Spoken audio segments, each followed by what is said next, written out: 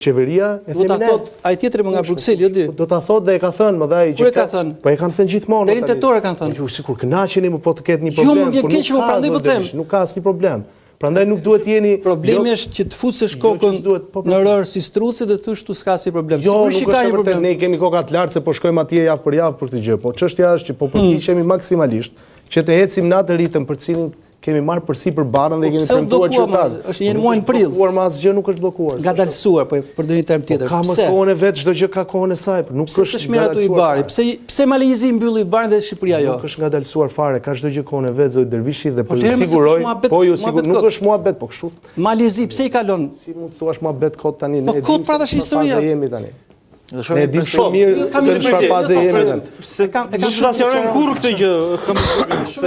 Ju mendoni që ngadalsim zoti Malaj nuk është çështje opinionesh dhe mendimesh, është çështje faktesh.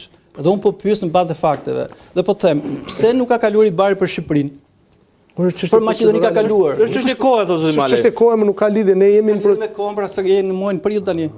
Ti ke dhënë një afat, edhe qeveria duhet trokitur nëse do ta mbyll 26-27, po nuk e përmend më. Po punojmë pra për atë. Po patjetër më. Për atë po punojmë. Je në muajin prill dhe s'ke mbyllur një kapitull. Do të mbylli 33 kapitull. Kështu thanë edhe kur I hapëm.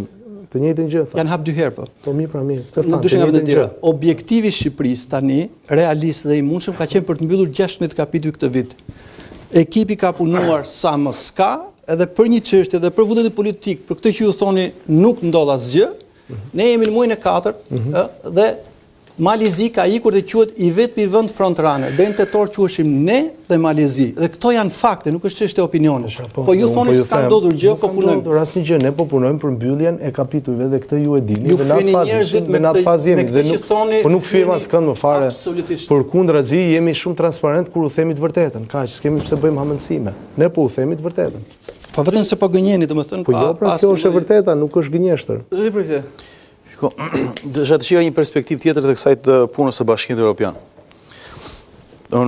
Ky diskutim është shumë diskutim egalitar, në sensin që do vëmë drejt Evropës dhe të mendosh të kundërtën je heretik komplet, ose lunatik në rastin më të mirë, dakord?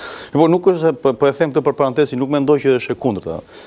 Ne duhet të shkojmë drejt Bashkimit Evropian. Por kjo pralla e integrimit që është sot, unë nuk I mbaj... Ju e quajnë prallë. Po pse I quaj prallë? Ndaj e bëra parantezën që jo se jam kundër integrimit, absolutisht jo, s'ka lidhje fare. Po është si puna e diskutimit që thash fillim për luftën e Iranit. Për arsye që zoti Dervishi e sqaroi që edhe për luftën në Ukrainë, utor po njëti lesh pafund dhe në fund të ditës çmimet ngelen aty ku ishin. Ne që studiojmë ekonomi e dim këtë punë që çmimet nuk vinë ndonjëherë mbrapsht, po gjithmonë krijohet realiteti I ri ekonomik, e njëjta gjë do ndodhet edhe me këtë. Do jenë domatet që... Po, absolutisht më. Realiteti I ri.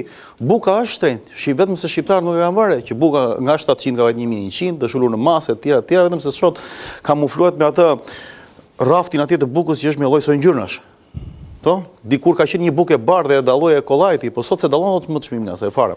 Edhe ky është diskutim tjetër. I shtojnë në një gjë sipër. Absolutisht. Sigur po blej atë. Ky është diskutim tjetër, është shumë I bukur faktikisht që duhet bërë, po që çon si ka. Pra pse them pralla e integrimit evropian? Sot që ne flasim, më desh t'ia shpjegoja një të riu në një nga këto aktivitet me Etrin që bëj, se çfarë ishte Bashkimi Evropian. I them, ikën dot në Evropë sot? Ikën. Ikën për turizëm? Ikën. Ikën për të punuar? Ikën. Madje ka shtetet e Evropës që na luten për të ikur, pasi hëngrën dynja siç hëngri Gjermania me njerëzit nga Turqia që u bë Berlini dorë nga kebab e tjera, sot na luten neve. I kanë liruar të gjitha ato kushtet ata për të marrë shqiptar për punë. Investon dot një shqiptar sot në Evropë? Po. Investon dot një evropian sot këtu? Po. Siç e kemi vënë nga analizat ato të dhënat e fundit të Instatit, investimi më I lartë në real estate në Shqipëri ishte nga të huajt. Duke përfshirë këta që ishin luftë, ukrainësit. Tani, çfarë do të thotë sot pas 30 vjetësh të hysh në Bashkimin Evropian? De facto, për mua, asnjë. Pse? E para, risku që kishte Bashkimi Evropian ishte që mos hapim kufit në na dynden gjithë shqiptarët. Ky risk ishte para 20 vjetë. Sot është më? Jo. Sikur ti heqi të gjitha letrat Bashkimit Evropian, edhe të duan s'ka më shqiptar për t'ikur. E para, e dyta, risku krimit është I pallogaritshëm. Nga të dyja palët. Çfarë risku tjetër ka?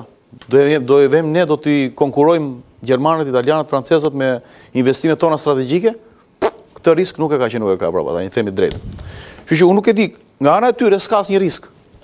Pra është thjesht një teknikalitet dhe në raportin e shqiptarëve çfarë përfitueshmërie, fondet e mëdha. Por i pyetje kam unë, për këta shqiptarë që ndjekin.